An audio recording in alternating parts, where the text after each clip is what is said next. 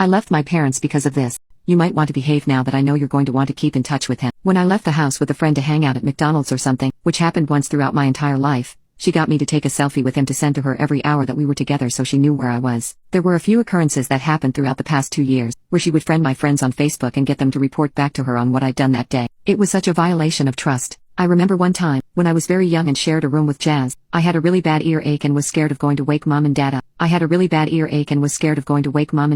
So, I sat in my bedroom and softly cried until they came in to check on me. The only thing they had to say was, "What are you doing? You'll wake her up." Another vivid memory I had was getting exited from class by a substitute teacher about a year ago because my phone was charging in class. It was allowed by my usual teacher as long as I didn't touch it, and she saw. She told me that it belongs in the tub, at the office or in my locker, to which I responded with, "I'll put it in my locker," and left the room to do so. I got told to not come back. On the way home that day, when I told my mother, she told me that everyone thought I was at beach and that none of the teachers ever wanted to teach me. She told me that everyone who's ever met me would agree, and that it's always my attitude that's the problem. Not to mention, the next day, my teacher came up to me to tell me that she was sorry and that she hadn't heard me say that I was going to put it in my locker, but because the damage was already done, my mother refused to take away my punishment for getting excited. Probably one of the ones that makes me most angry. My mother decided to call me a dumb bitch when she dropped me off at school from a doctor's appointment I'd had, and when I told Dad about it, denied ever doing so. Frustrated and upset, I walked off nearly in tears, only to be followed by my dad, who then proceeded to say that he didn't care whether she'd said it or not, because it was nothing compared to what I was doing. My parents were awful to me as I became a teenager,